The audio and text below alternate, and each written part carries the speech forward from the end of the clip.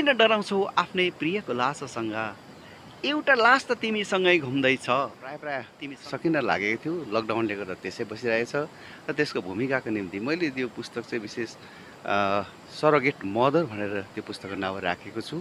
र कथा हो यदि लकडाउन नभएको भए यति बेला सबैको हात त पर्ने थियो है। त्यसै बसिरहेछ र आज भोलि चाहिँ अब गएर चाहिँ लिएर चाहिँ माथि पुऱ्याउनु पऱ्यो भन्ने। जर्नी टाइम्स युट्युब च्यानल हेरेर बसिरहनुभएका सम्पूर्ण मेरो आदरणीय दर्शकबिन्दुहरूमा म भूषण राई नमस्कार चढाउँदै आज भने प्रत्येक सप्ताह प्रसारण गरिने जर्नी टाइम्सको कार्यक्रम अक्षर वाटिका लिएर म हाजिर भइसकेको छु भने आज हामी एकजना यस्तो सर्जकसँग कुराकानी गर्न लागिरहेछौँ जो हामी पोखराबुङ ग्राम पञ्चायत 3 मगरजुङ चियाबारीका बासिन्दा हुनुहुन्छ। उहाँ मगरजुङ दारीगाउँ निवासी सर भौजित तामाङ सरसँग आज हामी कुराकानी गर्न लागिरहेछौँ भने उहाँ एकजना सफल कवि, कथाकार, आध्यात्मिक चिन्तक साथै 1997 सालमै दार्जिलिङबाट सम्मान गरिने गिरी पुरस्कारद्वारा सम्मानित बनिसक्नुभएका हाम्रा अति नै आदरणीय सर भौजित तामाङज्यूसँग आज हामी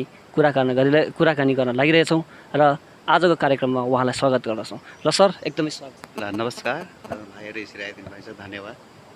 र सर है आज यो विश्वभरि नै कोभिड-19 कोरोना भाइरसले एकदमै ग्रसित बनाइरहेको छ विश्वलाई र सबैजना एकदमै ठप्प भएको अवस्था छ। र आजभोलि तपाईँको दिनचर्या के कसरी बितिरहेछ? अब यो जुन चाहिँ अहिले कोरोना जस्ता कोभिड-19 भनेर भनिँदैछ, यसले हामीलाई सारा संसारकै आर्थिक अवस्था, शैक्षिक अवस्था हरेक क्षेत्रमा नै यसले लथालिङ्ग पारेको जस्तो देखिँदैछ। र अब लकडाउन घरिघरि लकडाउन हुन्छ, त्यहीमाथि एउटा सेवानिवृत्त व्यक्ति घरमा नै यसरी बसिरहेको छु। यसो फेसबुकतिर कोही बेला कविताहरू लेख्यो, अन्त विशेष गरी बारीको कामहरू, घरेलु कामहरू गऱ्यो, त्यस्तैमा जिन्दगी बितिरहेछ। आजको भनेपछि तपाईँको केही न केही चाहिँ गरि नै रहनु भएको छ? केही न केही गरि नै रहेको छु। त्योभन्दा विशेष त मैले पुस्तकहरू एउटा चाहिँ कथाको पुस्तक सबै हाम्रो मिलन बान्धव भाइसँग डिडिपी गर्नु लाएर प्राय सकिन लागेको थियो, लकडाउनले गर्दा त्यसै बसिरहेछ र त्यसको भूमिकाको निम्ति मैले त्यो पुस्तक चाहिँ विशेष सरोगेट मदर भनेर त्यो पुस्तकको नाम राखेको छु। र कथा हो, त्यो कथाहरू छ, त्यसमा 9-10वटा कथाहरू लेखिएको छ र त्यो विषय एउटा स्त्रीको विषयमा लेखेको हुनाले यो विषयमा भूमिका बाँधिनुहोस् भनेर हाम्रा श्रद्धेय गुरुआमा मिरिक निवासी कमला राईकोमा मैले पुर्याएको थिएँ। लकडाउनले गर्दा त्यत्तिकै त्यो किताब पनि बसिरहेको छ। सायद लकडाउन नभइदिएको भए म लोकार्पण पनि गरिसक्ने थिएँ, तर अब बिस्तारै गरेर निकालेर प्रेसमा दिएर चाहिँ प्रिन्ट आउट गरेर चाहिँ प्रकाशनमा ल्याउने विचार गरिरहेको छु। अनि त्यो बाहेक गुरुदेवको दोस्रो पुस्तक पनि प्राय गरिरहेको थिएँ। अनि बुद्धको बानी विषय लिएर पनि एउटा पुस्तक मजाले गरिरहेको थिएँ। अनि एउटा अर्को थियो एउटा पुस्तक रहस्यमाथि पनि निकै लेखेर निकै नै प्राय सकिसकेको थिएँ, तर सबै नै त्यसै यो लकडाउनले गर्दा त्यो पुस्तकहरू लकडाउनै भएर बसिरहेको छ। कोभिड-19ले एकदमै थन्किन लागिरहेछ र पनि तपाईँको है नारीमाथि एउटा आधार बनाएर कथा सङ्ग्रह निकालिरहनु भएको छ है। र यो चाहिँ कस्तो प्रकारले कति नारी मनोविज्ञानमा थियो सर? यो चाहिँ यस्तो हो, जस्तो अहिले वैज्ञानिक जुन चाहिँ एउटा तरिकाहरू अप्नाइएको छ अब सन्तान गर्नको निम्ति, प्रदुभाव गर्नको निम्ति, जन्म दिनको निम्ति, त्यो विषय लिएर अनि नारीहरूको जस्तो अब पश्चिमतिर हामी देख्दैछौँ यो सरोगेट मदर भन्ने प्राय चलिरहेको छ है। जसको नानीहरू नभएको खण्डमा त्यो प्रक्रियाद्वारा उनीहरूले नानीहरू जन्माउने कामहरू भइरहेको छ। र त्यो विषय लिएर चाहिँ मैले एउटा मजाको कथा धेरै अगाडि दीर्घ भन्ने एउटा पत्रिकामा प्रकाशित गरेको थिएँ। त्यो कथा सबले मन पराइदिएको हुनाले अन्य कथाहरू जोडेर त्यही नै शीर्षक राखेर चाहिँ निकालेको थिएँ। अनि सरोगेट मदर भइसकेपछि 9 महिना चाहिँ आफ्नो शरीरमा त्यो नानी राखेर जन्म दिइसकेपछि त्यो आमाको मन चाहिँ कस्तो हुँदो रहेछ त्यो माथि चाहिँ मैले विवरण गरेर चाहिँ एउटा मजाको कथा बनाएको थिएँ। र त्यो कथा चाहिँ प्रकाशित गर्नु पर्यो अन्य कथासँग भनेर लेखिएको छ। तर के गर्ने, अहिले लकडाउनले गर्दा है यो जुन चाहिँ हजुरको यो पुस्तक तयारी भइरहेको छ है, यो पुस्तकको लागि हामी अग्रिम हजुर शुभकामना बधाई दिँदछौँ है। जस्तो लकडाउन सकिन्छ हामी त्यो किताब पढ्न पाऊँ भन्ने आशा साथै अब हामीले तपाईँलाई है दोस्रो प्रश्नतिर लाग्छौँ। हजुरले यो भारतीय नेपाली साहित्यमा प्रवेश गर्नुभएको चाहिँ ठ्याक्कै के कति भएछ सर? अब म चाहिँ के हो भने एउटा विज्ञानको शिक्षक, विज्ञान विषय लिएर पढेको मान्छे, हुनुपर्ने वैज्ञानिक, तर के कसो पर्यो जब शिक्षण पेसामा लागेँ र लागिसकेपछि मलाई विभिन्न पत्र पत्रिकाहरू पढ्ने त्यस्तै एउटा आदत त थियो। पुस्तक खुब पढ्थेँ म। विशेष कस्तो खालको पुस्तकहरू पढ्थेँ भने पहिला जवान हुँदाखेरि चाहिँ यो कहानीहरू,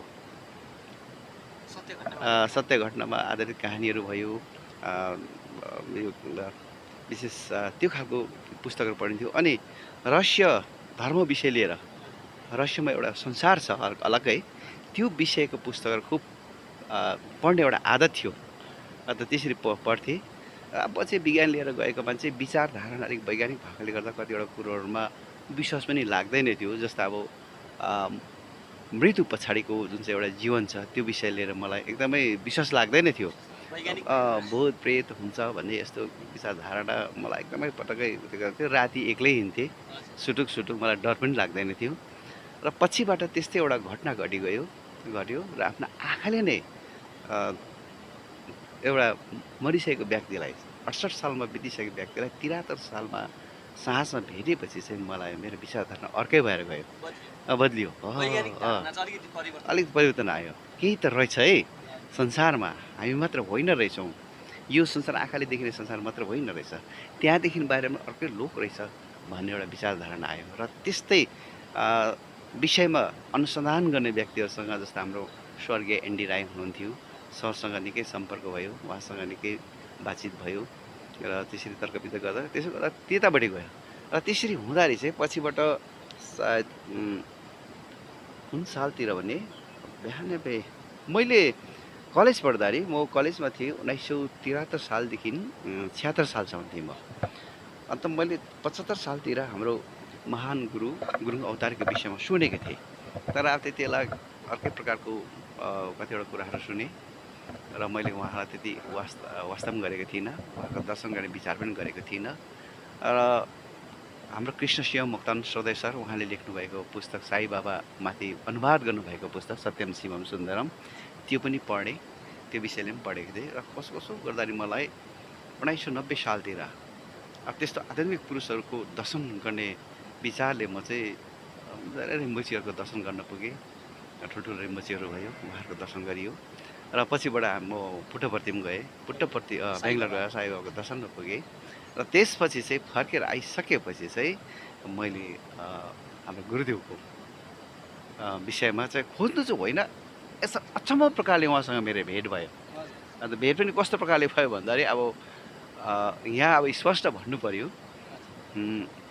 नागरी स्कुलमा म टिचर थिएँ र एक दिन हाम्रो श्रद्धेय जेसी सर र हाम्रो गिरी सर, गणेश गिरी, हामी तीनजना चाहिँ त्यति बेलाको हाम्रो स्कुलको सेक्रेटरी हुनुहुन्छ जगत जोशी, र उहाँको घरमा गएको थियो एउटा सानो काम लिएर। र काम लिएर जाँदाखेरि उहाँ हुनुहुँदैन रहेछ, आधी घन्टा बादमा चाहिँ आइपुग्नुहुन्छ भन्दा चाहिँ हामी चाहिँ सिटिङ रुममा त्यसै बस्यौँ र बसेर पुस्तकहरू निकाल्न थाल्यौँ। र निकालेर आफ्नो आफ्नो इच्छाअनुसारको पुस्तक निकाली हेर्न थाल्यो। कसैले के हेर्न थाल्यो, मैले चाहिँ यसो हेरेर सनातन सारथी मेरो हातमा परेछ र हातमा पर्ने बित्तिकै मैले सनातन सारथी सट्टै निकालेर यसो हेर्न थालेँ। र हेर्दाखेरि यसो हेरेको एउटा पेजमा माथि रहेछ स्वामी बस्नुभएको रहेछ। अब त्यसपछि त्यति बेला पिभी नरसिंह राव प्रधानमन्त्री, तल्लोमा पनि सुप्रिम कोर्टका जजहरूसँग प्रधानमन्त्री र हाम्रो साई बाबा हिँड्दै गरेको नक्सा रहेछ। र मैले यसो गरेर हेरिरहेँ। सर एकपट्टि यता हेडमास्टर बस्नुभएको थियो, उतारि गणेश गिरी सर बस्नुभएको थियो, र म चाहिँ त्यो यसो गरेर हेरिरहेँ। र हेर्दाखेरि एक्कासी अचम्मको घटना घट्यो। त्यो नक्साबाट चाहिँ स्वामीले मलाई भन्नु, ए हेर न, म जस्तै सत्य हुन तँलाई के को डर भनेर टक्क मेरो कानमा आवाज आउने बित्तिकै म यति साह्रो अतालिएर कराएँ, स्वामी स्वामी स्वामी भन्दै म कराउन थालेँ। बिराकल घुँडा टेकेर मैले भने, एकदम शरीरमा यस्तो डुलादो करेन्ट पसिगयो मेरो शरीरमा। म रुन थालेँ, भगवान् म सक्दिनँ तपाईँको प्रेम थाम्न म सक्दिनँ भगवान् भनेर चाहिँ म एकदम लम्पसार परेर ढोक गर्न थालेँ, थर कामिरहेको छु। र त्यति बेला त्यो अर्को नक्साले मैले हेर न, मेरो वरिपरि हिँड्ने व्यक्तिहरू कस्तो छन्, म कति सत्य छु, यिनीहरू कस्तो छ, बहुत अन्तर छ भनेर उहाँले भन्न चाहिँ झन् म अतालिएर कराउन थालेँ र एक किसिमको त्यहाँ दृश्य सृजना भयो। सरहरूले सोच्दै नसकेको म कामिरहेको छु, थर कामिरहेको छु, म भित्र यति डरलाग्दो आनन्द पनि आइरहेको छ, महा आनन्द। अर्को कुरो खै के भयो मलाई पत्तै छैन। अन्त म कामिरहेको गर्दा सरले भन्नुभयो सरलाई घर लगिदिनु भन्यो। अन्त गणेश गिरी सरले चाहिँ म घर जान्छु, मेरो गुरु आउनु भएको छ भनेर म कराएँ। अन्त को गुरु मलाई पनि पत्ता छैन, अचानक मुखबाट। अन्त म कुद्दै लागेपछि गणेश गिरी सर पनि पछि आउनुभयो। यहाँ घरमा आएको त उहाँ आइराख्नु भएको रहेछ, गुरुदेवजी आइराख्नु भएको रहेछ र छिट्ट गएर उहाँलाई मैले च्याप्पै पक्रेर चाहिँ मैले भने गुरुदेव तपाईँ किन यसरी ढिलो आउनुभयो भनेर पुरा रोएँ म, तपाईँ किन यसरी ढिलो आउनुभयो। अन्त उहाँले मलाई त्यति बेला भन्नुभयो नानी सुन्तला पनि समयमा पाक्छ, जुलाईमा पाक्दैन है सुन्तला, नोभेम्बर डिसेम्बर पाक्छ, ठिक समयमा आएको छु भनेर भन्नुभयो। त्यहाँदेखि धेरै शान्ति भयो र बेलुकी उहाँसँग अचम्मको एउटा अनुभव उहाँबाट प्राप्त। त्यसपछि चाहिँ मेरो विचारधारा चाहिँ अब आध्यात्मिक जगतपट्टि बसेको थियो। त्यो चाहिँ एकदमै सत्य घटना हो। तपाईँसँग चाहिँ एकदमै आध्यात्मिक तपाईँको मनभित्र पस्नुको एउटा मूल कारण चाहिँ त्यो एउटा घटना जुन चाहिँ घटनाले चाहिँ तपाईँको जीवनलाई नै परिवर्तन भयो। त्योभन्दा पनि अगाडि एउटा के घटना घटेको थियो नि भाइ, मलाई छट्टै भयो। म खरसाङ रेडियो स्टेसनमा गर्ल्स स्कुलमा टिचर हुँदाखेरि एजुकेसन विषयलाई वार्ता दिनु जान्थेँ। नागरिक हुँदा पनि गएँ, अब अहिले भयो धेरै नगएको र प्रायः म जाइरहन्थेँ। र एक दिन खरसाङमा गएर वार्ता दिएर बजारमा आइरहेको थिएँ, गाडी पर्खिरहेको थिएँ। त्यति बेला त्यहाँ बाँसुरी बजाएर एकजनाले माग्दै रहेछ। अन्त त्यसलाई पैसा दिनु पऱ्यो भनेर पैसा निकालेर सट्टै म त्यसरी हात दिएको थिएँ। च्याप्प मलाई कसैले पक्रियो त्यो हात। अदृश्य होइन, को हो मैले अब यादै नगरेको व्यक्ति। छट्ट यसो हेरेँ त जल परे एकदम लामा, तिनजना केटाहरू पनि पछि छ। त उहाँले भन्यो यो हात मैले खोजिरहेको थिएँ, बल्ल भेटाएँ भनेर भन्नु। तिम्रो घरमा म आउँछु है भन्नुभएको थियो। त को लामा हो यस्तो अचम्मको काम गर्ने भनेर म चाहिँ हुन्छ हजुर भनेर प्रणाम गरेर गाडीमा लागेर घरमा आएको थिएँ। उहाँ हुनुहुँदो रहेछ, रेम्बोजी हुनुहुँदो रहेछ। यो हात चाहिँ मैले खोजिरहेको थिएँ भनेर भन्नुभयो नि।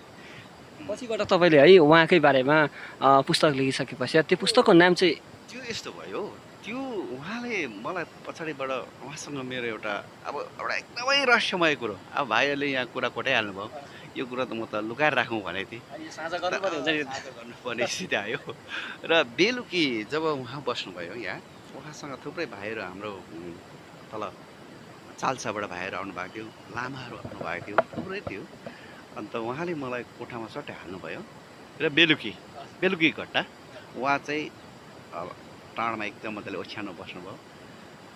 अन्त मलाई चाहिँ ए तँ भुइँमा बस भनेर भन्नुभयो। अनि सबलाई बाहिर निकालेर दैलो थुन्नुभयो, तिमीहरू सब बाहिर जाऊ, उसँग मेरो कुरा छ भनेर भन्नुभयो। र मलाई एकदम यस्तो डल्लो कमान्डिङ आवाजमा भन्नुभयो तँ भुइँमा बस भनेर भन्नुभयो। भुइँमा बस, ध्यान गर्न जान्दछस् भनेर भन्नुभयो। हजुर म ध्यान गर्न जान्दछु। छट्टै यसो गरेर बसेको, पलेटी मारियो र एकदम ध्यान आसनमा यसरी टक्क बसेँ। अन्त उहाँ चाहिँ यसै हेर्दा मलाई डर लाग्नु थाल्यो, एकदम नजरै अर्को, एकदम एक किसिमको डर थर कामिरहेको थिएँ। अन्त जब म पलेटी मारेर मजाले ध्यान आसनमा बसिरहेको बेला चाहिँ उहाँले भन्यो ए तेरो शरीरमा के छ त्यो हात तान भनेर भन्नु। अन्त मैले हात यसो निकाल्दा चाहिँ हात चाहिँ ट्याप घुँडामा यसरी जाने तालिगयो, तान फेरि ठ्याप्पै तानियो।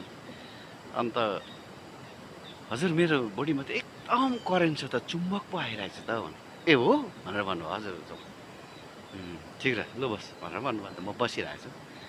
ए भन् तँ कहाँबाट आएको एकदम डरलाग्दो आवाज। अन्त मैले त्यति बेला एउटा देशको नाउँ बताएँ, म त यो ठाउँबाट जन्मेको थिएँ, यो ठाउँमा त ए हो र भनेर। अब त्यो कुरा त्यो देश चाहिँ म बताउँदिनँ। अन्त आँखाले हेर्छस् भने हजुर भने यसो हेरेर त अचम्म लाग्यो। त्यो ठाउँ देख्दैछु। अन्त त्यति बेला म एक्कासी रोएँ, गुरुदेव गुरुदेव भन्दै म कराउन थालेँ चिचा। यति डरलाग्दो रोएँ, घरै पुरा छ, सब सुनसान बाहिर सुन्नेहरू। म त यस्तो परिवारबाट जन्मेको रहेछु, यस्तो धनी परिवारबाट जन्मेको रहेछु, मेरो यस्तो थिएछ, यो चिजहरू थिएछ मेरो, म किन आज यो घरमा जन्मेँ, एकदमै यस्तो घरमा म किन जन्मेर आएँ। अहिले त बाउ पनि अलिक, मेरो बाउ पिउनु हुन्थ्यो नि त, बाउ पनि यसरी मात्नुहुन्छ पुरा मथु तर म चाहिँ यस्तो पो थिएछ गुरुदेव, म किन आएँ भनेर उहाँ एकदम म चिचाएँ। गुरुदेवले हेरिरहनु भयो मलाई। बाहिर सब शून्यहरू, बाहिर कोठामा सब सुनसान छ, 8 साढे 8 भइरहेको छ। अन्त उहाँले फेरि एक्कासी भन्नुभयो, को देख्दैछस् तैँले, हेर भनेर एकदम डर लाग्यो। त्यति बेला चाहिँ मैले हाम्रो स्वर्गीय जेके ओझा, भूतपूर्व म्यानेजर। उहाँ र उहाँको छोरी सृजना, उहाँ बस्नुभएको देखेँ। अन्त मैले भने हाम्रो म्यानेजर पो देख्दैछ त गुरुदेव, उहाँको छोरी सृजना पनि बसिरहनु भएको छ, दुईजना बाउ छ। तर कहाँ बसेको, उहाँको बङ्गलोमा त म गएको जाइरहन्छु। तर त्यो ठाउँ चाहिँ यति राम्रो छ, एकदम मजाको, कार्पेट पनि अति राम्रो, सोफाहरू पनि कति राम्रो, कोठा अति ठुलो, उज्यालो ठाउँमा म उहाँहरू बसिरहनु भएको देख्दैछु। तँले भन्, उनीहरू चाहिँ किन त्यसरी चाहिँ त्यहाँ बस्नु पाएछ भन् त भनेर भन्दा मेरो मुखमा सट्टै आवाज आयो, गुरुदेव सुकर्मले गर्दा भन्नु। भन्नु बित्तिकै तँ चाहिँ किन यहाँ झरेछस्, थाहा पाइस् भनेर भन्नुभयो। म छङ्ग भएँ। र त्यस्तो खालको पुरा झन्डै 45 मिनट जस्तो कुराहरू भयो गुरुदेवसँग। मैले उहाँले भन्ने बित्तिकै मेरो आँखामा दृश्य आइहाल्थ्यो, यसो भन्ने बित्तिकै मेरो मुखमा एन्सर आइहाल्थ्यो आफै। त्यति भइसकेपछि अब धेरै कुरा छ यो विषय लिएर भाइ, त्यहाँसम्म चाहिँ म कुरा गरिदिन्छु। र त्यति सकिसकेपछि अन्त उहाँले अरूलाई बनाउनु भयो, म पुरा रोएको थिएँ, आँखाबाट आँसिरहेको थिएँ। त्यति बेला एकजना लामा हुनुहुन्थ्यो, अहिले सायद तिनी हुनुहुन्न होला, यो गेलतिरको हुनसक्छ, बागवीर लामा भन्नुहुन्थ्यो। सर त साह्रो रुनु भएछ त भनेर भन्नुभयो। साह्रो रुनु भयो त। अन्त गुरुदेवले, ए तँ लामा मसँग यति बिग्ने हिँडिछस् त कहिले रुएको छस् मेरो सामु, आज ऊ मजाले रहेछ, किन जिसाउँदैछ भन्नुभयो। ठट्यौली पनि भयो। त्यसपछि एकजना लामा हुनुहुन्थ्यो, वाङचुक भन्ने, तल उसको मधेसको लामा रहेछ त्यो भाइ। यिनीसँग तिम्रो कहिले भेट हुन्छ भन त भन्दा मेरोमा त्यो भाव चलिरहेको थियो। मैले झट्ट भन्ने थिएँ, आहो यिनीसँग त मेरो त बहुत ठुलो गुम्बामा धेरै वर्ष पछाडि भेट हुन्छ भने, ए ल भनेर हाँस्नु भयो। त्यहाँदेखि त्यतिकै त्यो सकिगयो। र उहाँले मलाई भोलिपल्ट भने, तिमीले मेरो एउटा किताब लेख्नुपर्छ हौ, तिमीबाट नै मेरो अब पुस्तक लेखिनुपर्छ। हुन त पुस्तक लेख्ने धेरै इच्छा गर्दैछ, तर मेरो प्रथम पुस्तक त तिम्रो हातबाट लेखिनुपर्छ भनेर उहाँले भन्नु। अन्त मैले भने, गुरुदेव मलाई त लेख्नु आउँदैन हौ, विज्ञान पढेको मानिस हुँ, अन्त विज्ञान पढाउने सिक्छ, यो साहित्य विषय लिएर त मलाई त्यस्तो लेख्न छट्टै आउँदैन। लेख्नु त लेख्छु कतिवटा कुरोहरू, तर अब अहिलेसम्म चाहिँ त्यो विषय लिएर जमर्को गरेको पनि छैन, लेख न भनेर भन्नुभयो। अन्त के लेख्छौ, तिमीले यसो गर नि त, अब तिमी साईबाबा मान्छौ, साईबाबाको विषयमा एउटा पुस्तक पहिला लेखि हेर न त भनेर भन्नुभयो। अन्त लेख्नु गुरुदेव, लेख्नुपर्छ, त्यसपछि तिमीले मेरो पुस्तक लेख्नुपर्छ भनेर भन्नुभयो। अन्त मैले, अन्त हुन्छ गुरुदेव म कोसिस गर्छु भनेर एउटा पुस्तक निकालेँ, भक्त र भगवान साई भन्ने एउटा पुस्तक मैले निकालेँ। 3000 यसको प्रतिलिपि निकालेको थिएँ। कुन सालतिर निकालेको रहेछ, 98 सालतिर रहेछ। 98 सालमा मैले निकालेँ, 3000 प्रति गरेको रहेछ, मूल्य 20 रुपियाँ राखेर। हाम्रो समरिक पानीको एकजना एसके बराइली सर हुनुहुन्थ्यो, उहाँले चाहिँ प्रकाशनमा म अलिक खर्च गरिदिन्छु भन्नु, उहाँले गरिदिनु भयो। व्यवस्थापक हुनुहुन्थ्यो पिबी मुखिया, पोखरेम बजार, र साझा कम्प्युटर पनि उहाँले नै सबै गर्नुभएको थियो। डिआर प्रिन्टिङ प्रेस छोटा कागझोडामा सुरु भएको थियो, त्यहाँबाट एउटा किताब मैले यसरी निकालेको थिएँ, यो भक्त र भगवान साई भन्ने। यो भनेपछि तपाईँको साहित्यप्रतिको पहिलो माइलखुट्टी नै यही नै हो। त्यसभन्दा हुन त अब त्योभन्दा अगाडि मैले एउटा हिमचुली भन्ने पत्र पत्रिकामा एउटा लेखहरू लेखेको थिएँ, त्यो नागरिकबाट प्रकाशित थियो। त्यसमा पनि मैले एउटा अतिरिक्त एक्स्ट्रा सेन्सरी पर्सेप्सन एउटा लेखेको थिएँ। त्यस्तै रहस्यमय सत्य घटनामाथि आधारित एउटा लेख लेखेको थिएँ। त्यो खुब त्यो विषयले चर्चा भएको थियो। त्यो पनि कस्तो थियो भने, त्यो लेख चाहिँ म सानो हुँदाखेरि मेरो बडीसँग सुत्थेँ। अन्त नागरिक एकजना हाम्रो मेरो छेमाको हस्बेन्ड हुनुहुन्थ्यो, काका, खुब मलाई माया गर्नुहुन्थ्यो। म सानो केटा थिएँ र मलाई उचाल्नुहुन्थ्यो सधैँ आएर, अन्त उचाल्नुहुन्थ्यो, जिस्किनुहुन्थ्यो, माया गर्नुहुन्थ्यो। र एक दिन 8 बजेको थियो राति, त्यति बेला घन्टा लाग्थ्यो, भाइलाई याद छ, कमानमा घन्टा लाग्थ्यो राति। 7 बजी 7 पल्ट हिर्काउँथ्यो, 8 बजी 8 पल्ट हिर्काउँथ्यो, त्यसै गर्दै बिहानसम्म चलिरहन्थ्यो त्यो। 8को घन्टा टङ टङ टङ टङ लागिरहेको थियो। 8 बजे है अब सुत्नुपर्छ भनेर बढ्यो। त्यति बेला लाइटहरू यस्तो बिजुली केही पनि थिएन, देब्रे र त्यो लालटिनको भरमा थियौँ हामी।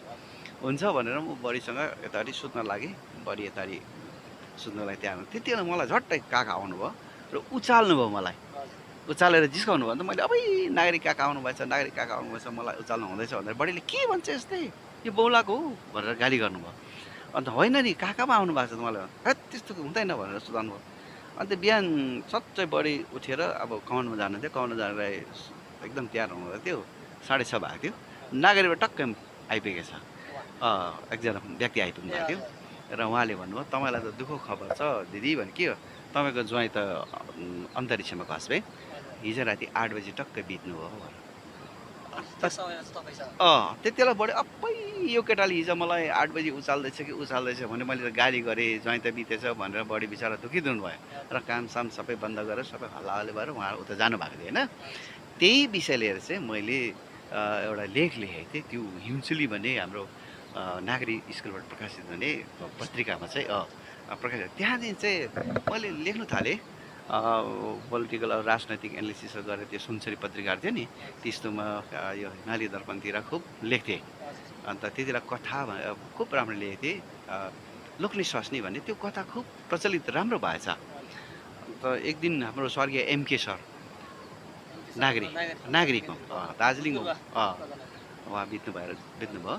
बिहान स्कुलमा गएको थिएँ, सर आएर सर तपाईँलाई बधाई छ भनेर हात मिलाउनु भने के भयो सर भनेर भन्यो। किन मलाई बधाई दिनुभयो सर भनेर मलाई पनि पढाउनु भएको। अन्त मैले खुब त्यो गरेँ, होइन नि तपाईँको जुन चाहिँ त्यो हिजो कथा प्रकाशित भएको रहेछ सुनचरीमा लोक्ने स्वास्नी कस्तो मन पऱ्यो, त्यो थुप्रोसँग कुरा गर्दै आएको छौँ हामी भन्नुभयो। मैले त्यो पत्रिका हेरेको पनि थिइनँ, त्यहाँ दिउँसो हात लागेर चाहिँ हेरेर खुब राम्रो लेखिएछ, खुसी लाग्यो साथीहरू। त्यो सुनचरीको कहाँ पुग्यो पत्ता केही पनि छैन मलाई, कहाँ कसले साथीहरूले पढ्छु भनेर लगिदिएको थियो, ल्याइदिएन त्यहाँ, त्यसको मैले कपी पनि राखेको थिइनँ। कुरै कुरामा है तपाईँको कथाकै बारेमा एउटा हजुरको कथा मैले पढ्ने मौका पाएको थिएँ। आश्रय सायद मगरजुङबाट निक्ले आश्रय पत्रिकामा दोस्रो अङ्कमा हुनसक्छ राधा भन्ने एउटा जुन चाहिँ त्यो मलाई जहाँसम्म लाग्छ त्यो पत्रिकाको मेरुदण्ड बनेर नै त्यो कथा रहेको थियो, जुन चाहिँ कथा चाहिँ तपाईँको सत्य घटनामा आधारित हो या सर? यो एकदमै तपाईँको गाउँले जीवनसँग मैले त्यो राधामा चाहिँ के गरेको छु भने यो मैले उसमा तपाईँको यो अहिले प्रकाशित हुन लागेको पुस्तक सरोगेट मदरमा त्यो कथा पनि लगाइदिएको छु, किनभने खुब मन परायो मलाई त्यो कथा। काठमाडौँबाट खबर आयो तपाईँको कथा खुब मन पऱ्यो भनेर। हाम्रो सुकराज भाइले पनि त्यो विषयमा कुरा गर्नुभयो, त्यो सरोगेट मदरको विषयमा नि। त्यो कथा चाहिँ मैले आसाम पठाइदिएको छु सर, सरोगेट मदर अब त्यो प्रकाशित गर्नु नगर्नुको खुब मन पऱ्यो, कति राम्रो कथाहरू लेख्नु भएको रहेछ, पुस्तक निकाल्नुहोस् है भनेर मेरो विषय लिएर मलाई एउटा कथा लेख्ने विचार थियो। अन्त मैले कथाहरू बिस्तारै बिस्तारै लेख्नु थालेँ, मालती त्यो त्यस्तो कथाहरू केहरू लेखेर चाहिँ मैले तयार पारेको थिएँ। 9-10वटा कथा थियो। अन्त होइन यसलाई पुस्तक रूपमा दिइहाल्नु पऱ्यो भनेर चाहिँ डिटिपी गर्नु लगाएर चाहिँ त्यहाँ पुऱ्याएको नि त।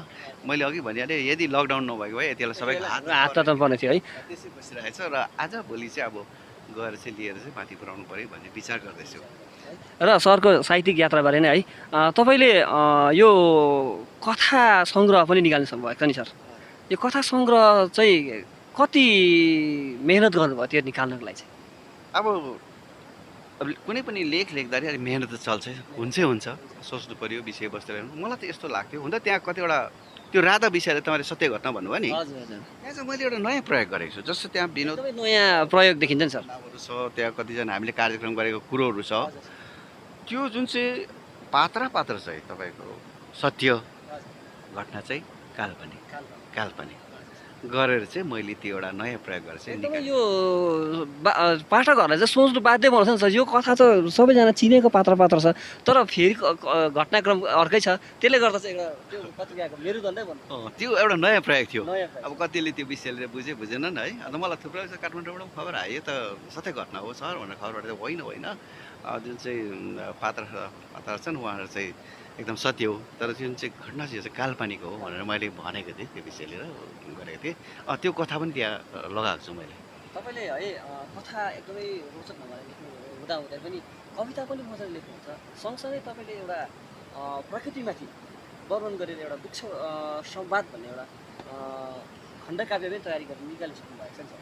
यो एकदमै सफल भनेर मान्न सकिन्छ, किनभने एकदम बहुचर्चित खण्डकाव्य हो यस क्षेत्रबाट निक्लेको। र यो खण्डकाव्य तयारी गर्न के कति लागेको छ तपाईँलाई?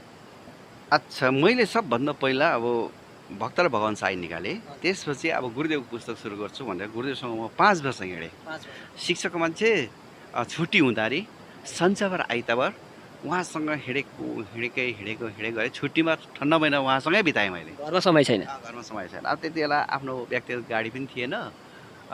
हिँडेर गुरुदेवको कहाँ के भएको छ घटनाहरू त्यो हिँडेर गएर खोजेको। अहिले सम्झिँदाखेरि युवा त्यति बेला अलिक उमेर थियो, उमेरै हुँदो रहेछ।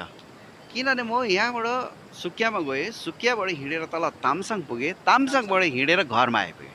तामसङबाट हिँडेर घर आइपुग्नु भयो। सास परेको थियो हेर्नुहोस्, कति किलोमिटर हिँडेँ होला। फेरि त्यस्तै म तिनचुलेमा गएर बसेँ। तिनचुलेमा हाम्रो गुरुदेवका आफ्नो काका हुनुहुन्छ, हाम्रो सरदार साथी हुनुहुन्थ्यो, सरदारको छोरा नगेन गुरुङ, उनको घरमा गएर बसेँ। हाम्रो यहाँ म्यानेजर हुनुहुन्थ्यो नि उहाँ। त्यहाँबाट हिँडेर तल त्यो बस्ती रहेछ, त्यहाँ एकजना लामालाई भेट्नु, बस्तीमा पुगेर फेरि हिँडेर नै त्यहाँ आएर आएको। त्यसरी एकदम हिँडेर नै गरेँ नि मैले त्यति बेला। भनिन्छ नि सर, किनेर खाएको र पिनेर खाएको अन्तर परिचय त्यो हाम्रो नेपाली साहित्यमा हाम्रो डाक्टर इन्द्रबहादुर राई सरले भन्नुभएको थियो नि, अन्त तल घरले पानी पिउँछन् बनाएको हाँडीमा राखेर, हामी चाहिँ कमाएको गाग्रीमा राखेर पिउने जाति है भनेर भन्नुभएको थियो। बडो मजाको कुरो, एकदम मजा। त्यही एउटा पिनेको र किनेकोमा त हजुर पिनेर खानुभएको, त्यसले गर्दा। त्यहाँदेखि 5 वर्ष लाएर त्यो पुस्तक मैले निकालेँ है, एकदम लेखेर निकालेपछि मैले प्रायः सकेर चाहिँ त्यो पुस्तक मैले बनारसमा पठाएको थिएँ श्याम ब्रदर्स मार्फत प्रिन्टिङको लागि। त्यसपछि एक्कासी मलाई घिसिङबाट त्यति बेला उहाँको सेक्रेटरी हुनुहुन्थ्यो स्वर्गीय बिएस थापा, WBCS अफसर।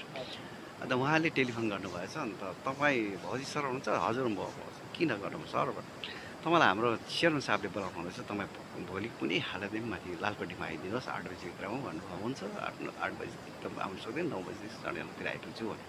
तर भोलि चाहिँ तपाईँ आउनै पर्छ, ढिलो होइन है, 11 बजीभन्दा अगाडि चाहिँ आउनुपर्छ। हुन्छ। अचानक दार्जिलिङ गोर्खा पार्वतीय परिषदको चेयरम्यानले तपाईँलाई त्यसरी बताउँदा कस्तो अप्ठ्यारो पनि लाग्यो, के कारण हो? मलाई जहाँसम्म विश्वास भयो यही पुस्तकले गर्दा पो हो कि, अब एउटा कल्पना के कारणले मलाई बोलाउँदैछ। अब उहाँसँग त मेरो प्रायः चिनाजाना चाहिँ थियो, तर पछि उहाँ चेयरम्यान भइसकेपछि अब हामी गएर छट्टै भेट्नु अप्ठ्यारो, भेटेको पनि थिइनँ, बाटोमा भेट्दा यसो नमस्ते गर्थ्यौँ, त्यति नै त हो, अझ केही छैन। अन्त मेरो भोलिपल्ट गएँ, अन्त गएर उहाँलाई इन्फर्मेसन दिएँ म आइपुगेको छु भनेर। अन्त एकछिन उहाँले मलाई माथि पुऱ्याउनु भयो। अन्त लालटिन लालकोटीभित्र बसेर उहाँलाई नमस्कार गरेर ल बस्नुहोस् भाइ भनेर बस्नु।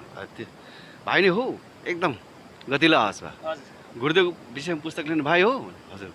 के हो त्यो पुस्तक, कहाँसम्म पुऱ्यायो भनेर भन्नुभयो। अन्त हाम्रो केशव लामा हुनुहुन्थ्यो त्यसलाई भाइस चेयरम्यान, उहाँले चाहिँ गुरुदेवको विषय लिएर उहाँको घरमा धेरै घटना भएको हुनाले उहाँको कुरा सुनेको थिएन, उहाँलाई भेटेर उहाँको मुखरविन्दहरू सुनेर त्यहाँ लेखेको थिएँ नि त। केशव लामाले चाहिँ भनिदिनु भएछ। अन्त भन्दा चाहिँ उहाँले मलाई भेट्ने विचार गर्नुभएको रहेछ।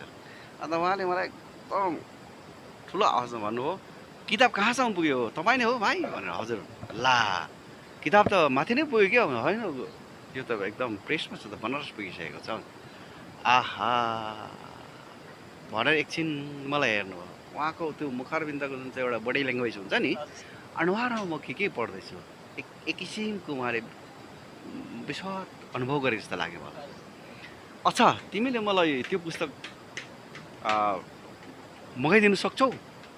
हुन्छ म सक्छु। त्यो पुस्तक मलाई चाँडै तिमीले 5-6 कपी चाहिँ मलाई यहाँ ल्याइदिनु भनेर भन्नु। हुन्छ चेयरम्यान साहब। अन्त म भाइसँग बात गर्छु। हुन्छ ल चिया खाएर जानुहोस् भनेर भन्नुहुन्छ। चिया खाएर म निक्लेँ। अन्त तल आएर श्यामप्रसादसँग आएर भने किताब के छ हौ, एकदम भइसकेको छ त प्रायः लु मलाई 25 कपी चाहियो हो, 5 भने चाहिँ 25 कपी जस्तो पाइन्छ ल भनेर म एकदम मगाइदिइहाल्छु भन्नु। अन्त 25 कपी हप्ता दिनमा खबर आइपुग्यो भनेर। अन्त मैले माथि सेक्रेटरी साहबलाई भने किताब आइपुगेको छ, म कहिले आउनु चेयरम्यान साहबलाई भेट्नु। उहाँले मिलाइदिनु भयो। अन्त हुन्छ भनेर म गएँ। त्यहाँदेखि पुस्तक लगेर ठक्क एकदम प्याक गरेको पुस्तक लगेर केशव लामा आउनु भएछ। अन्त चेयरम्यान साहब पुस्तक त्यसरी तयार भइसकेको छ, खै हेरौँ कस्तो बनाएछ यो भाइले यो पुस्तक भनेर भन्नुभयो। त्यो बाँधेकोबाट कुराले यसो बाहिर आएर पुस्तक त ठिक रहेछ। कतिवटा छ यहाँ? 25वटा छ। अच्छा म खबर गर्छु त्यसपछि आउनु है भाइ ल, अहिले यो पुस्तक चाहिँ लोकार्पण गर्ने काम नगर्नु, अहिले त हुँदैन। हुन्छ भनेर म फर्केँ। त्यहाँदेखि म फर्किएको थिएँ। त्यहाँदेखि फर्किएर हप्ता दिन बादमा फेरि मलाई टेलिफोन आयो लालकोठीबाटै अन्त गएँ म गएर अन्त ठक्क उहाँलाई भेटेँ त्यो दिन चाहिँ एक किसिमको मजाको के भन्नु एकदम बाहिर मानिसले ल्याउनु आइरहेको रहेछ एक किसिमको स्वागत गरेको जस्तो सम्मान गरेको जस्तो मैले चाल पाउँदैछु मलाई किन आज यसरी सम्मान गरेर लग्यो सधैँ त मलाई याद पनि गर्दैन थियो अन्त भित्र सट्ट लगेर उहाँलाई नमस्कार भाइ आइपुग्नु भनेर उठेर अन्त लु यहाँ बस्नु ठक्कै राख्नुभयो उहाँको तपाईँलाई गर्ने आचरण नै बेग्लै बेग्लै एकदम खुसी एकदम प्रसन्न अन्त हाम्रो भाइस चेयरम्यान साहब पनि त्यहाँ बस्नुभयो र छेउमा बस्नुभयो र अन्त ल भाइ बडो खुसी छु म यो पुस्तक मैले पढेँ अरूलाई पनि पढाएँ एकदम ध्यान लगाएर मैले हप्ता दिन पढेँ पुस्तक चाहिँ राइट मान्छेलाई ठिक मान्छेलाई लेख्नु दिएको रहेछ एकदम मैले सोचेको जस्तै पुस्तक भएछ मैले के सोचेको थिएँ भाइ मैले किन यो 25वटा पुस्तक तपाईँलाई 5वटा भने 25वटा ल्याइदिनु भएको रहेछ किन मगाएको तपाईँलाई याद छ भनेर भन्नु अन्त त्यो त याद भएन साहब मैले चाहिँ सोचेको थिएँ यो पुस्तक ठिक भएन भने यो भाइको कति पैसा खर्च लागेको छ त्यो दिइहाल्छु म र अर्को मान्छेलाई म लेखाउँछु भनेर सोचेको थिएँ र जब मैले यो पुस्तक पाएर मैले पढ्न थालेँ पढेपछि म छक्कै परेँ एकदम ठिक मान्छेलाई नै गुरुले लेख्नु लाउनु भएको रहेछ भनेर चाहिँ मैले सम्झेँ भनेर भन्नुभयो अन्त एकदम खुसी उहाँ एकदम प्रसन्न अति प्रसन्न अन्त कति खर्च लाग्यो भनेर त खर्च त बहुत छ यो पुस्तकमा त मैले त 3000 कपी गर्नु लागेको थिएँ भित्र कलर फोटोहरू लगाएको छु अब म त शिक्षक मान्छे हो त्यहाँ ग्रामीण ब्याङ्क छ त्यो ग्रामीण ब्याङ्कबाट लोन लिएको छु मैले 55,000 जस्तो पैसा लिएर एडभान्स दिएको छु मैले अन्त दिएर चाहिँ यो पुस्तक निकाल लाग्यो खर्च पनि 1,40,000 3,000 कपीको भनेर भन्दैछ भनेर मैले भने तर पुस्तक नै भएछ नसुताउनु ल बडो खुसी लाग्यो भनेर बेलुका अन्त त्यो दिन चाहिँ अलिक ढिलो इन्टरभ्यू दिनुभएको थियो मलाई साँझ परिसकेको थियो साँझ भन्नाले 3-4 बजेको थियो अन्त कहाँ जानुहुन्छ भाइ भन्नु म त यहाँ मेरो सालीको घर छ त्यहाँ गएर बस्ने विचार गरेको छु आज भने घर जानुहुन्छ र घर त अब मैले उहाँ आउँछु भनिसकेको छु हुन्छ अच्छा एउटा गाडी लिएर कहाँ छ घर भनेर पर सम्म पुऱ्याइदिनु सक्छौ भनेर त्यहाँ ड्राइभरलाई भन्नु बोलायो बन्दोबस्त गरिदिनु भयो र सर हुन्छ तर बडो अति खुसी छु तपाईँसँग पछि म भेटघाट गर्छु भनेर भन्नुभयो अन्त त्यो पुस्तक त्यसरी अब त्यो चल्यो त्यसपछि पुस्तक निक्लियो होइन निक्लिसकेपछि उहाँले के भयो भने त्यति बेला यहाँ त्यो एउटा अचम्मको घटना नोभेम्बरतिर हो त नोभेम्बर 27 तारिक डिसेम्बर 27 तारिक हाम्रो उसको होइन गिरी जयन्ती अन्त त्योभन्दा नोभेम्बरमा चाहिँ गुरुदेव यहाँमाथि हाम्रो पिबी मुखियाको घरमा बिहामा छोरीको बिहामा त्यहाँ त आउनु भएको होइन है त्यो पनि एउटा ठुलो एउटा उयो छ मिराकल भन्दा त्यो एउटा मजा घटना छ पछिको पुस्तकमा लेखौँ भन्दैछु म त्यो जुन चाहिँ म्यानेजर भाइ हुनुहुन्थ्यो कैलाश सुब्बा उसको दार्जिलिङको यिनी ग्रामीण ब्याङ्कमा म्यानेजर हुनुहुन्थ्यो यहाँ गुरुदेव आइराख्नु भएको थियो अन्त म चाहिँ नागरिक स्कुल अब पढाउँथेँ जानुको लागि तयार हुँदै थिएँ अन्त गुरुदेवले भन्नुभयो तिमी कहाँ जान्छौ भने म त स्कुल जानुपर्छ गुरुदेव स्कुल त जानुपर्छ तपाईँ त बस्नुहुन्छ होला नि आज भनेर भने त्यहाँदेखि हुन्छ तर तिमी आज स्कुल नजाऊ दार्जिलिङ पो जानुपर्छ त भन्नुभयो अन्त मैले गुरुदेव मेरो त गाडी पनि छैन गाउँमा गाडी पनि छैन कतै अब अहिले त समय बितिगयो 9:30 भइसक्यो अब यति बेला कसरी दार्जिलिङ जानु होइन मैले एउटा मान्छे बोलाएको छु नि आउँदैछ त्यो मान्छे एकछिन पर्खन भन्नुभयो अन्त म त यसो तयार भएको मान्छे असमञ्जस भएर बसिरहेँ त्यसरी त कैलाश भाइ आउनु हुँदो रहेछ ओइ नमस्कार सर कहाँ आउनुभयो तपाईँ त मेरो घरमा कहिल्यै नआउने गुरुदेव हुनुहुन्छ अरे नि त उहाँको दर्शनमा आएको हो भन्नु अन्त भनेर गुरुदेव त भन्नु हुँदै थियो भनेर एकजना मैले मान्छे बोलाएको छु भन्नु हुँदै थियो तपाईँलाई ओइ हो र मलाई त बोलाउनु भएन त तपाईँ आउनु चाल भन्नुभयो उहाँ त अन्तर्यामी हुनुहुन्छ त्यहाँदेखि उहाँसँग गुरुदेवको एकछिन भेटघाट भइसकेपछि उहाँले गुरुदेवलाई भन्नुभएको छ तिमी आज मसँग हिँड्नुपर्छ तिमी छुट्टी लिएर हिँड्नु सक्छौ भन्दा सक्छु भनेर उहाँको एउटा प्रार्थना थिएछ त्यो प्रार्थना पुरा गरी माग्छौ भने चाहिँ तिमी आज मसँग हिँड्नुपर्छ अन्त तिमीलाई मैले भनेको थिएन दार्जिलिङ जानुपर्छ मान्छे आउँछ लु हेर गाडी लिएर आएको रहेछ लु जाउँ भनेर हिँड्नुपर्छ त्यहाँदेखि हामी गयौँ त्यहाँदेखि गएर सुक्यो एउटा मिरिकतिर गयो मिरिकतिर सामानहरू किनेर दिनभरि बिताएर मुखियाको घरमा राति उहाँलाई छोडिराखिदिनु भयो र अब के किन्नु लाउनु भएको थियो त्यो चाहिँ म तिम्रो घरमा त पूजा सम्भव छैन परिवार छैन रहेछ बाउ र तिमी मात्रै रहेछौ त्यसपछि त्यो उहाँको विषय लिएर चाहिँ प्रार्थनाको जुन चाहिँ एउटा पुरा गर्नुहुने पूजा चाहिँ यही घरमा पछिबाट हामीले गऱ्यौँ र उहाँको मनोकामना पुरा भयो त्यो विषय लिएर पछि कुरा गर्नु ल त्यसरी चाहिँ त्यो भइरहेको थियो अन्त उहाँले भन्नुभयो तपाईँको बिहाको दिन चाहिँ म आइपुग्छु है बिहा विषय लिएर एउटा प्रार्थना थियो नि त भएको शुभकर्मको दिन चाहिँ म आइपुग्छु भन्नुभएको थियो र पछिबाट उहाँले मुखिया सरको छोरी लानुभयो अन्त त्यो बिहामा चाहिँ उहाँलाई निम्तो गर्नु मलाई चाहिँ निम्तो थियो। म जानुको लागि तयार हुँदै थिएँ, गुरुदेव आउनुभएछ। नोभेम्बरको महिना थियो। त्यहाँदेखि गुरुदेव आउनुभयो भन्ने बित्तिकै म कुदेर गएँ उहाँलाई स्वागत गर्नु। उतिबाट यो घरदेखि माथि भाइ तिनै बाटोमा गुरुदेव आउनु हुँदो रहेछ र म तिनै बसेँ र सबै लस्कर राखेर बस्यौँ। अन्त गुरुदेव हात यसो गर्नुभयो, एकदम मजाले हात यसो गर्नु। गान्धीजीले त माटोले पो हात सफा गर्थ्यो, तिमीलाई याद छ भन्दा हजुर गुरुदेव मैले सुनेको थिएँ। ल आज म पनि यो माटोले हात सफा गर्दैछु भनेर यसरी पुरा माटो लिएर खेलाउनु भएर यसो गरेर हात देखाएर एकदम सफा। कस्तो छ यति सफा गुरुदेव छक्क पनि छ, झलक झकझक बलिरहेछ माटोले सफा गरेर। एक किसिमको त्यहाँ प्रकाश थियो। अन्त उहाँले यसो गरेर देखाउनु भयो, यसो गरेर गर्नु ल तिमीलाई भनेर त्यो भित्र त आमामा यत्रो रातो आरुचा छ, एकदम मजाको पाकेको। अन्त अरू भाइहरू पनि थियो सबैजना त्यहाँ। त उहाँले भन्नुभयो अहिले आरुचा हुन्छ भन्नु। गुरुदेव अहिले त आरुचा हुन्छ नि, त नोभेम्बर महिना अहिले त आरुचा त फल्दैन, यो आरुचा चाहिँ कहाँबाट आएछ अब त्यो चाहिँ म जान्छु, तिमीलाई खाऊ ल हुन्छ गुरुदेव भनेर मैले खाएँ। अरू भाइहरूले मलाई तिमीले मात्रै खाने भन्नुभयो, मैले खाएँ। तिनै आउँदा आउँदा खाएँ, यति मिठो। र मैले त्यहाँ चाहिँ एउटा कुरो के भुल गरेँ, खाइसकेपछि त्यो बिउ चाहिँ मैले राख्नु पर्ने सट्टै मिल्काइदिएँ मैले। हेर्नुहोस् है, अब कोही बिचरा आयो अति मिठो। अन्त गुरुदेवसँग एकछिन बातचात माऱ्यौँ, ल म त गएँ, तिमी कहाँ जान्छ? म त बिहामा जान्छु गुरुदेव, त्यो अगाडि एकजना कैलाश भाइ आउनुभएको थियो उहाँको बिहा। त्यो बिहा तिमीलाई नि मलाई त छैन, मेरो गाडीमा हिँड न भन्नुभयो। त्यहाँदेखि म सबै गुरुदेवको गाडीमा गएँ। गुरुदेव गाडी गएर त त्यो जुन चाहिँ घर छ नि त्यहाँ भर्खर बेबला बिहाले टिका लाउनु आँटेको रहेछ।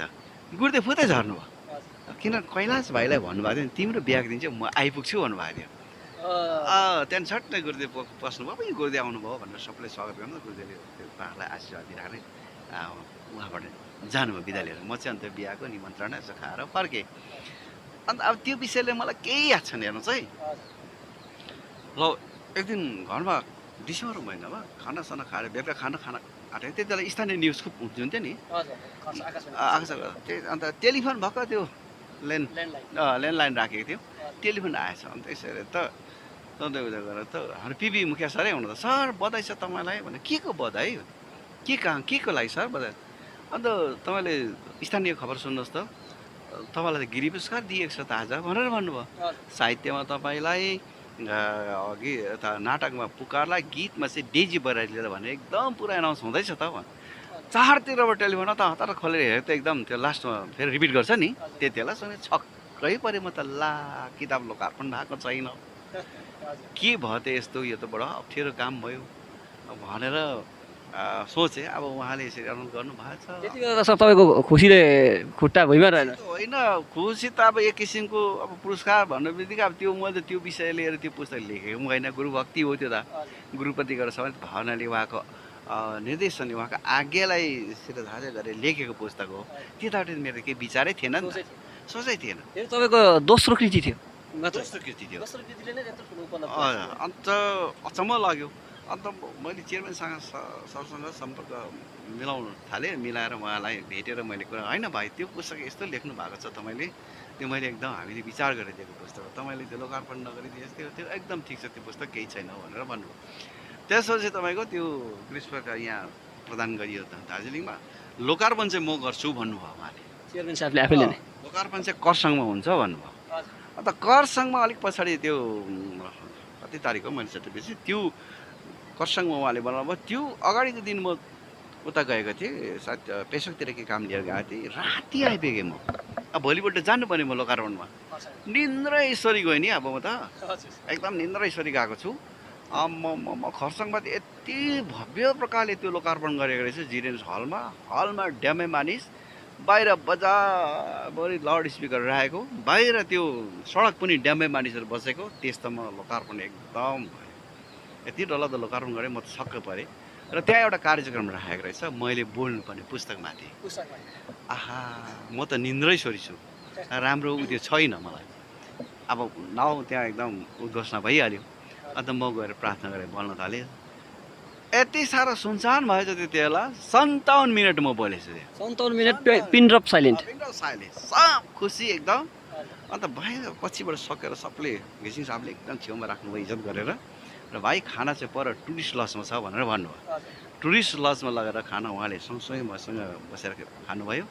र उहाँले भन्नु भाइ यतिको लोकार्पण चाहिँ यो पुस्तकको लोकार्पण जुन भव्य प्रकारले भयो, जुन चाहिँ खर्च गरेर गरिएको छ, यो न विगतमा भएको थियो न भविष्यमा नै हुन्छ। यति डरलाग्दो पुस्तक चाहिँ मैले 2000 कपी लगाएर राखेको थिएँ, त्यो टाक्टुकै बिक्री भएछ त्यो एकैचोटि त्यो एउटै विमोचन कार्य त्यहाँदेखि त्यो पुस्तकको त्यो पैसाहरू तिर्ने काम भयो। उहाँले पनि अलिकति किनिदिनु भयो विभागमा, त्यहाँदेखि फेरि 3000 दिएको थियो। त्यो 3000 पछाडिको किताब चाहिँ अब त्यस्तै प्रकारले अब वितरण जस्तै भयो, प्रायः कति त्यो भयो। ठिकै छ, अब त्यो गुरुको विषय लिएर होइन। त्यहाँदेखि गुरुदेवलाई म पछि दर्शन गर्नु जाँदा एउटा अब गुरुले यत्रो मलाई उहाँले त्यो गरिदिनु भयो भनेर एउटा महँगो पेन दास स्टोरीबाट किनेर लगाएर गएको थिएँ।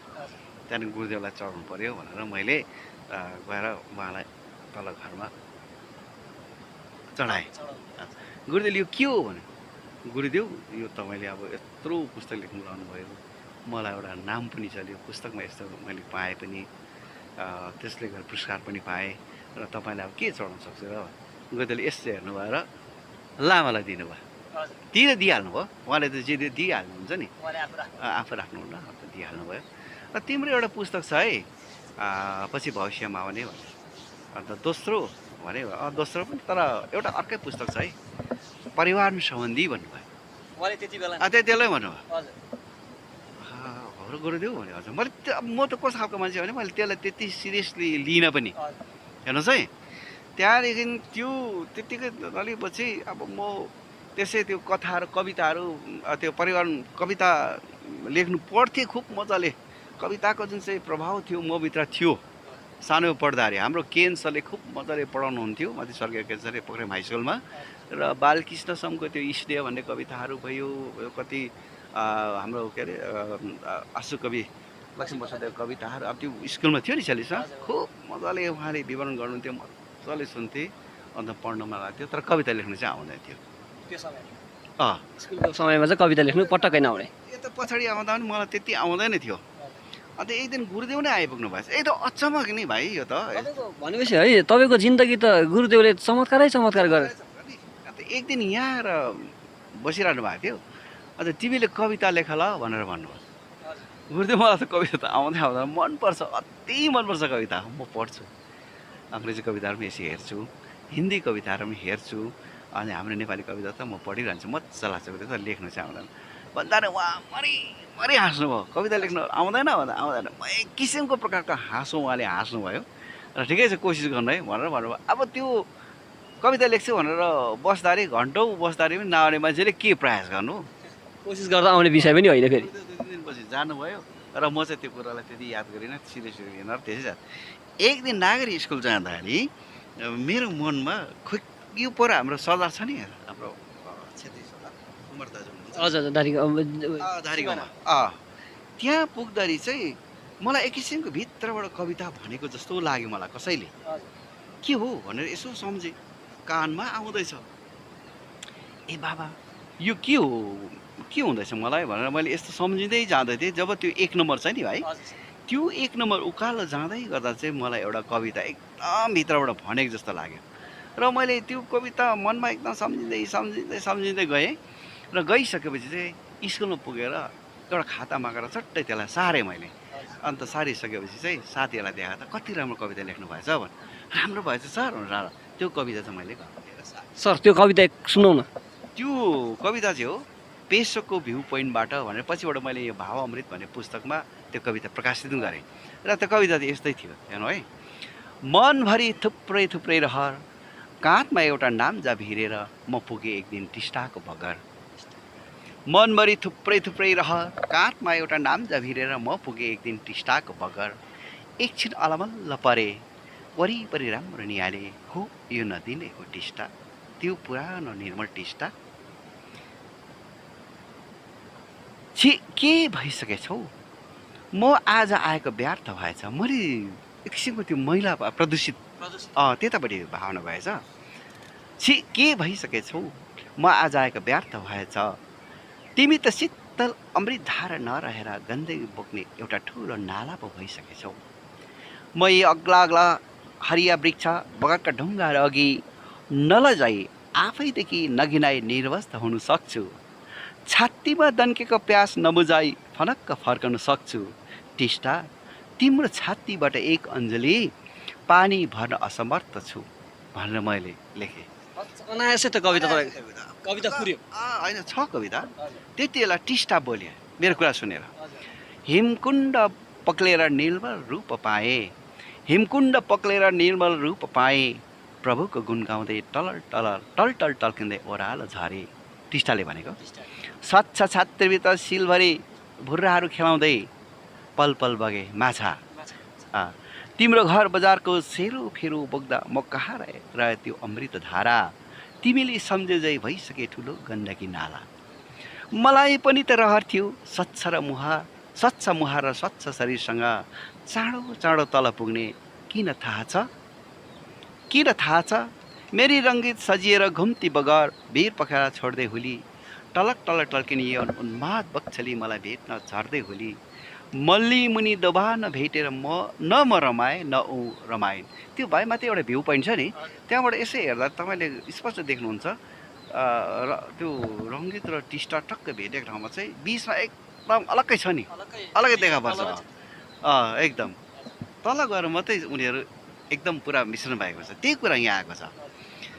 टलक टलक टल्किने यौन उन्माद बक्छली मलाई भेट्न झर्दै होली, मल्ली मुनि दबा नभेटेर न म रमाएँ न ऊ रमाइन्। हेर्नुहोस् त है, गन्धपूर्ण शरीरसँग सँगै हिँड्न सकिनन्।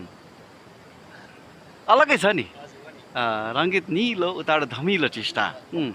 विश्वास नभई हेर त पेसोको भ्यू पोइन्टबाट भेटेर पनि मिल्न गाह्रो परेको छ, सँगसँगै बक्न साह्रो परेको छ। छि कस्तो निर्लज्ज मान्छेले गर्दा त्यसो भयो। सबै मान्छेकै गर्थ्यो त। प्रदूषणको कारणले त्यसो भयो।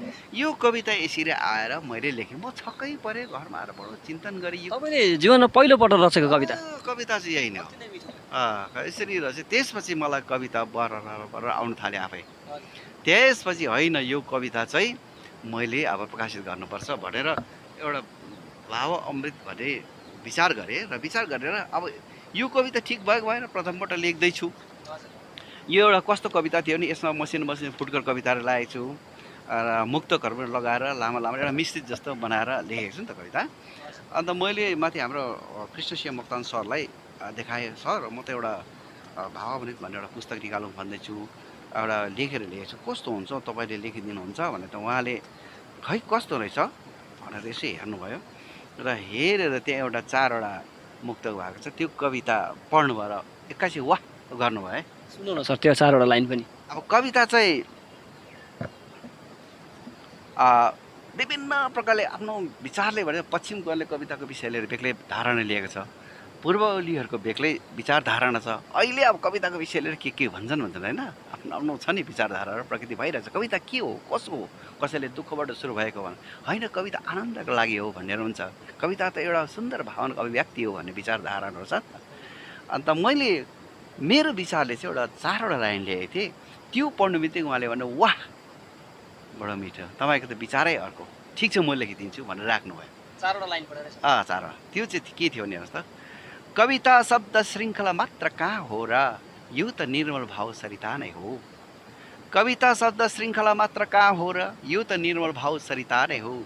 स्वच्छ शरीरको बुधले प्यास मेट्दा लाग्छ कविता उनकै बानी हो।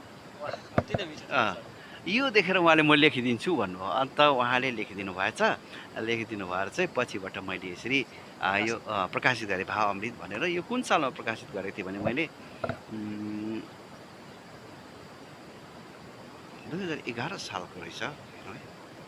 2011 साल जस्तो लाग्यो, हेरौँ। 11 साल नै हो, प्रथम सालबाट 3000 कपी निकालेको थिएँ मैले। यो चाहिँ तपाईँको तेस्रो कृति? तेस्रो कृति हो। अन्त यो कविता यसरी यहाँ मैले कविताहरू लेखेको थिएँ। खुब मजा लाग्थ्यो लेख्नु। लेख्दै जाँदाखेरि जुन चाहिँ कविताहरू आयो अघि, विभिन्न प्रकारको कविता, एउटा 4वटा मुक्तक लिएको छु। त्यो लेखेर चाहिँ म उफ्रेको थिएँ हो भाइ, आफै। एकपल्ट सुनौ न सर, त्यो त्यति मिठो।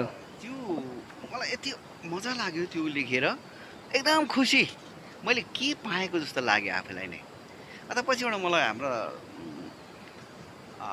श्रद्धेय दाई हुनुहुन्छ विजेन्द्र कवि, मिरिक निवासी, उहाँले भएर त्यो कविता लास्ट भने तपाईँले लेख्नु भएको हो भाइ? हजुर सर, झुलुङ कविता लेख्नु भएको छ भनेर भन्नुभएको थियो। त मैले फेसबुकमा पनि त्यो निकै हालेँ, अहिले पनि म सम्झिरहेको छु।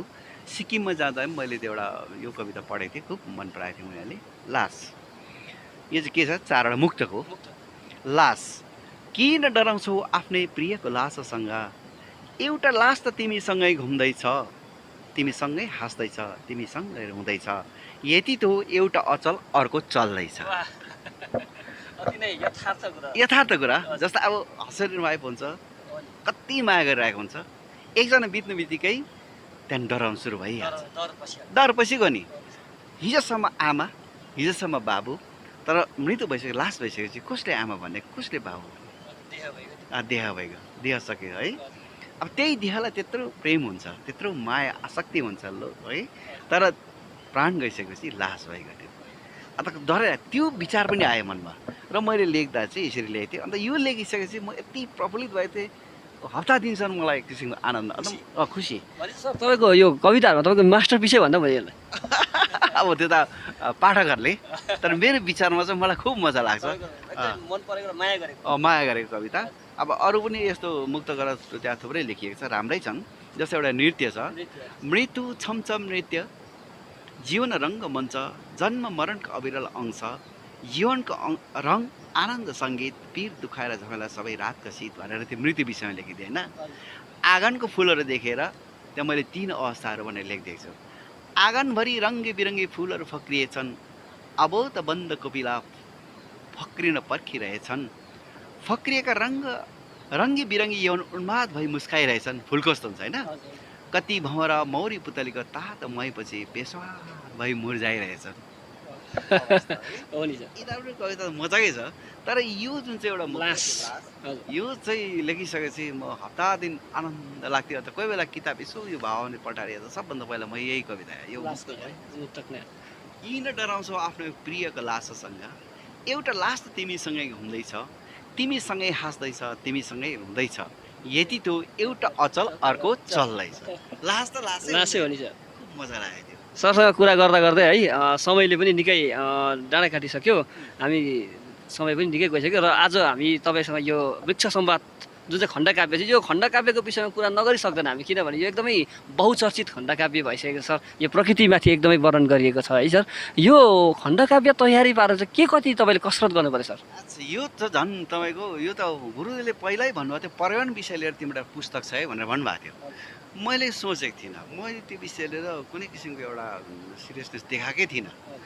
र त्यो नागरी स्कुलमा एकपल्ट त्यस्तै भएको थियो, र मैले एउटा इन्चार्ज जस्तो भएर बसेको थिएँ। हाम्रो प्रेमजीमा हुनुहुन्छ नि, क्लर्क हुनुहुन्थ्यो। अन्त मेरो अफ पिरियड रहेछ। अन्त त्यो अफ पिरियडमा के गर्नु हो भनेर चाहिँ म चाहिँ सोचिरहेको थिएँ। अन्त त्यहाँ खाताहरू त्यसै लडिरहेको रहेछ, सादा पन्नाहरू। मेरो मनमा किन मलाई एउटा भावना आउन थाल्यो, र मैले लेखेँ, यसरी लेख्दै गएँ। यसो हेर्दैछु बनिँदै जाँदैछ, यो त उयो जस्तो पो हुँदैछ, खण्डकाव्य जस्तो। अरे भन्दै लेख्दै 2 घन्टा 2 पिरियडमा त 90 मिनट त्यसो छुटिदियो। मैले कम्प्लिट गरेँ, र मैले प्रेमजीमा दाजुलाई भने, दाजु हेर्नुहोस् त हौ, मलाई त यस्तो लेख्नु आएर मैले लेखिदिएँ भने उहाँले भन्नु, अब यो त प्रेसमा हाल्नुपर्छ त हौ, कति राम्रो लेख्नु भएछ भनेर 90 मिनटमा तयारी गर्नुपर्छ। 90 मिनटमा। त्यसपछि घरमा आएर अलिक सँगाले मैले सचाएर लगेर चाहिँ मैले माथि उसमा प्रेसमा दिएको थिएँ। खुब मजाले चल्यो। यो पुस्तक विषय लिएर एउटा के भयो भने, मैले यो जति मेरो पुस्तकहरू छ उहाँ काठमाडौँको हाम्रो एउटा छ नि ट्रस्ट, के भन्छ नभएन त्यो ट्रस्टमा हाम्रो कमलमणि दीक्षित सर प्रेसिडेन्ट हुनुहुन्थ्यो, उहाँलाई सबै पठाइदिएको थिएँ। र पठाइदिइसकेपछि सबै मेरो पुस्तकहरू जति प्रकाशित भएको थियो, त्यो कुरा चाहिँ मलाई के भन्नुभएको थियो भने, डाक्टर इन्द्रबहादुर राई सरले भन्नुभएको थियो, तिमीले जति पुस्तक निकाल्छौ त्यो चाहिँ उहाँ पठाऊ है काठमाडौँमा, त्यहाँ 600 वर्ष केही पनि हुँदैन, सुरक्षित बस्छ नि सर, सुरक्षित बस्छ भनेर भन्नुभएको थियो। त्यहाँ मैले पठाइदिएँ। र एक दिन स्कुलमा म पढाउँदै थिएँ, टेलिफोन आएछ। अन्त म कुदेर गएर बाहिर मोबाइल यसो गरेर, त तपाईँ भौजी सर हुनुहुन्छ अरे? हजुर, म काठमाडौँबाट कमलमणि दीक्षित बोल्दैछु। अबै सर प्रणाम भनेर भने। अन्त तपाईँको सँग एकछिन म समय माग्छु, हुन्छ सर, म यहाँ सरलाई भनेर एकैछिन है भनेर भनिराखेर म बाहिर निक्लेँ। र तपाईँको पुस्तकको त्यो वृक्ष संवाद भन्ने मैले यहाँ पाएँ, साह्रै राम्रो लेख्नु भएको छ, साह्रै राम्रो, खुब खुसी लाग्यो। म एउटा के पुस्तक पठाइदिँदैछु, एउटा चिठी पनि म तपाईँलाई पठाउँदैछु त्यो पुस्तक विषय लिएर भनेर उहाँले भन्नुभयो। अन्त एउटा पुस्तक मैले त्यो गरेको छु, त्यो तपाईँसँग म आउनुहुन्न काठमाडौँ, म अगाडि आएको थिएँ सर, आउनु भने मलाई भेट्नुहोस् है पछि भनेर भन्नुभयो। भन्छ। अन्त त्यही सन्दर्भमा उहाँले भने पुस्तक त खुब सानो तर खुबै राम्रो भएको रहेछ, गतिलो विचार, एकदमै राम्रो लेख्नु भएको रहेछ। अच्छा भन्नुहोस् त अर्थ कति बटुल्यो भनेर भन्नु। अर्थ सर यहाँ हाम्रो दार्जिलिङमा त लागेको पैसा पनि निकाल्न हामीलाई साह्रो पर्छ, अन्त यसले त निकै अर्थ बटुल्नु पर्ने, यो पुस्तकले त सानो छ भनेर म हाँसेर, त्यस्तो हाम्रो जुन चाहिँ हामी इन्भेस्ट गर्छौँ पुस्तकमाथि एउटा सेवाको लागि, हामी त्यस्तो अर्थ हामी अब त्यस्तो सोध्नु हुँदैन भने। हुन त अब यो पुस्तक मैले निकै निकालेको थिएँ, कति कपी निकालेको थिएँ, त्यो सायद 3000 जस्तो होला, त्यस्तै कति कपी निकालेको थिएँ।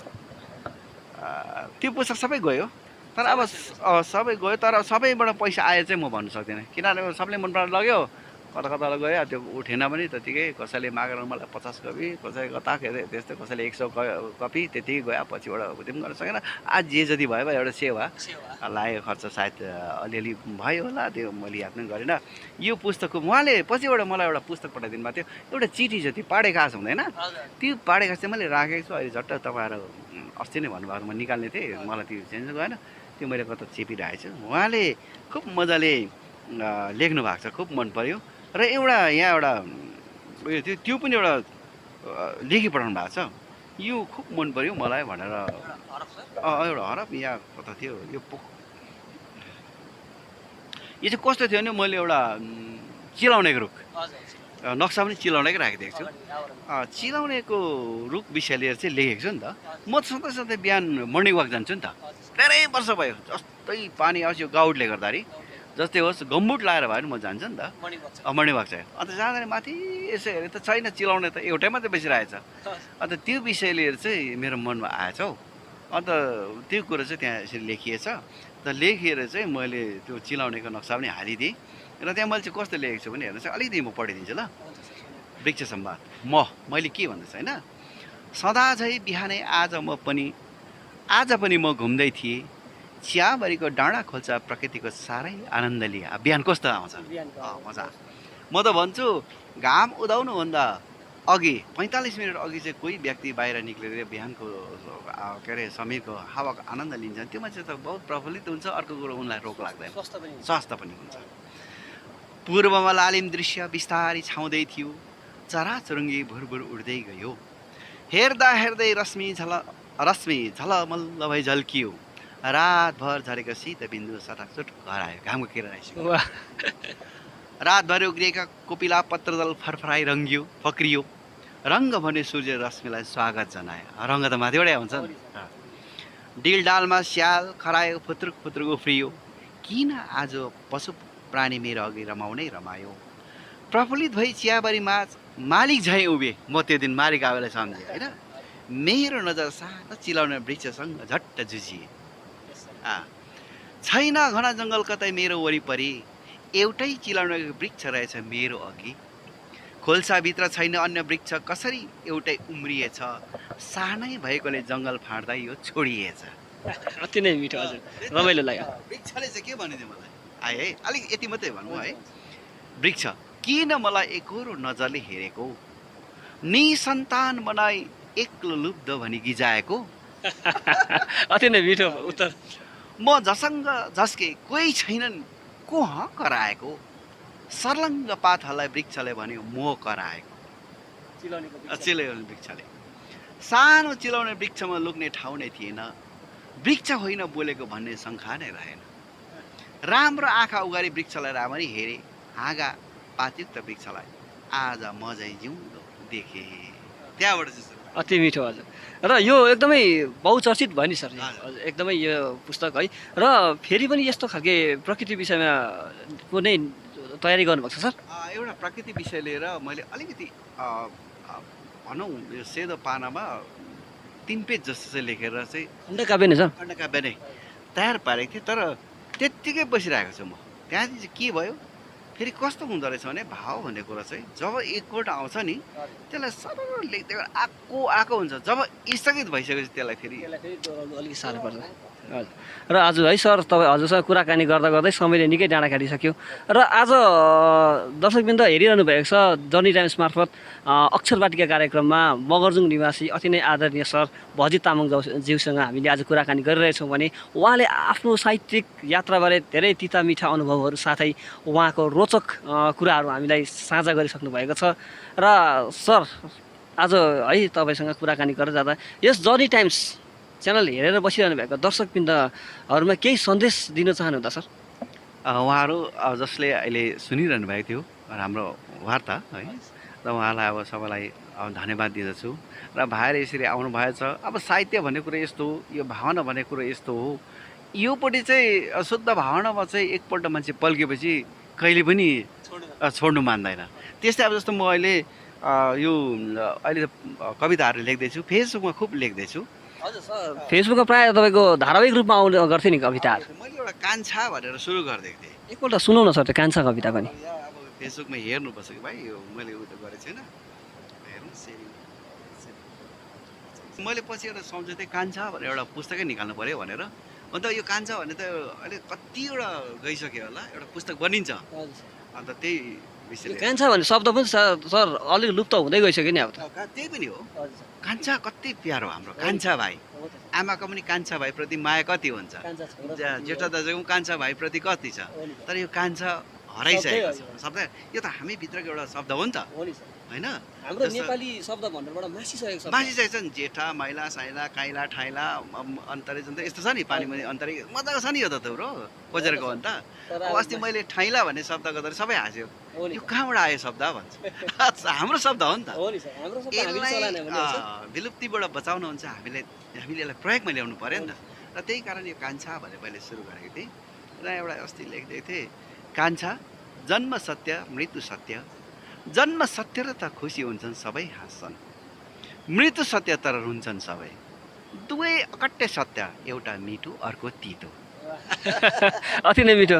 यस्तो प्रकारले यो कान्छा कान्छा भन्दै मैले एउटा गर्दै थिएँ कि, अन्त खुबै राम्रो। अस्ति एउटा मैले त्यसमा थुप्रैले गर्नुभएको थियो, टेलिफोन गर्नुभएको थियो, खुब राम्रो लेख्नुभएको छ सर भनेर। अन्त त्यति गर्दै थिएँ। अब म चाहिँ कस्तो हो भने सोच्दिनँ, कोही बेला टिभी हेरिरहेको हुन्छु, कोही बेला कोसँग बात मारेको हुन्छ, मेरो मनमा टक्क आएपछि त्यो कुरा याद राख्छु, एकछिन गएर यिनै प्रिन्ट गर्छु, मैले बाहिर लेख्दिनँ। जस्तो एउटा छ, कान्छा वाह वाह वाह भनेको सुन्नु कति मजा आउँछ, सुन्नु कति सजिलो छ, तर अरूको निम्ति वाह वाह भन्न चाहिँ साह्रै अप्ठ्यारो छ, आफ्नै अभिमान तोडिन्छ। अति नै मिठो कविता सुन्न पायौँ सर है। र एकदमै हजुर सरलाई धन्यवाद।